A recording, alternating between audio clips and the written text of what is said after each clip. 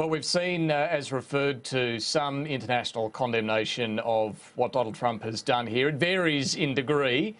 Some leaders, like Theresa May in the UK, saying she does not agree with what the US has done here. Others, like Justin Trudeau, have reached out to any of those who'll be affected and say that, pointing out that Canada is far more welcoming. We've seen the New Zealand Prime Minister Bill English. We've seen the German Chancellor Angela Merkel, the French Foreign Minister as well, all weighing in on this. What does the Australian Prime Minister, Malcolm Turnbull, have to say about this executive order from Donald Trump?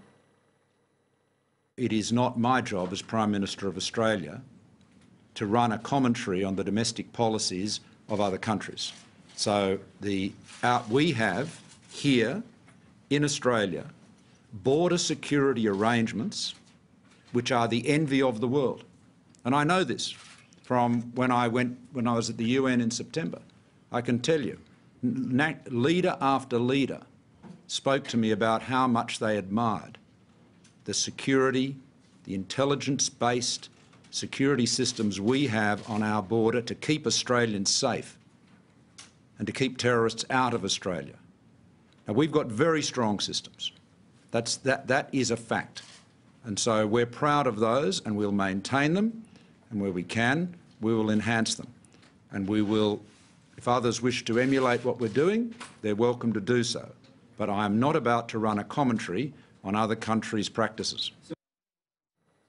Now, fair enough. We don't want other foreign leaders running a commentary on what we do in Australia. We've certainly had plenty of criticism over the years of our tough border protection policies over recent years in particular. So there might be some irony were Australia to start lecturing the US on this front. But this is an issue not just about domestic politics in the US. It does have implications on many dual nationals, including Australians who might have dual citizenship with one of those 7 countries affected by this 90-day ban. To that end, the Foreign Minister, Julie Bishop, is now seeking assurances or commitments from the United States. She says this afternoon that we would receive the same treatment as the UK. The British have been told that any dual nationals that they have that are affected by this will still be able to enter the US. So Australia is seeking a similar assurance on that.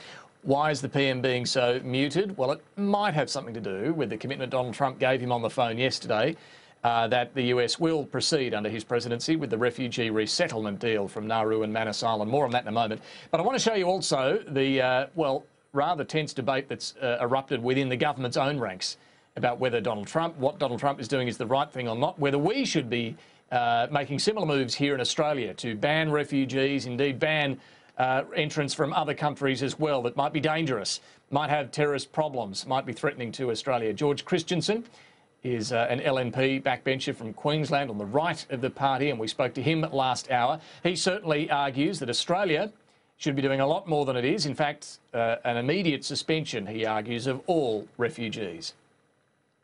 We need to have a look at particularly countries where there is a high level of violent extremism, countries where we know there to be active terrorist groups, countries where radicalisation is high, and say, well, our policy is that people who live in those parts of the world, because of the high levels there of radicalisation, violent extremism and terrorist activity, we are simply not going to accept people from that part of the world because it brings a national security risk to our nation.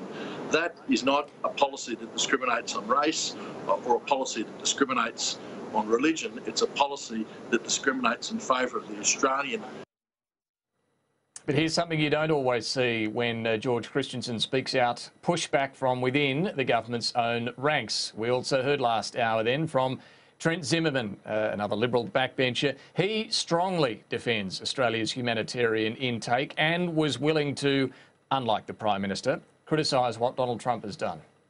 I share a lot of the concerns that have been raised about what we've seen in the United States over the last week. At one level, it is the chaotic way in which the new executive order has been implemented, which has caused unnecessary harm and grief to people who had legitimate visas to travel to the United States, to return to the United States, created confusion for dual citizens around the world, and so on.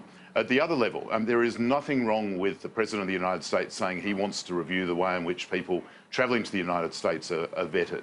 But what concerns me is basically placing things like an indefinite ban on refugees coming from Syria, which is just in such a dire situation, I was disappointed that he announced that the United States would be cutting in half its annual refugee intake. We need America to be a beacon for democracy, for tolerance and the type of values that we want all countries to uphold.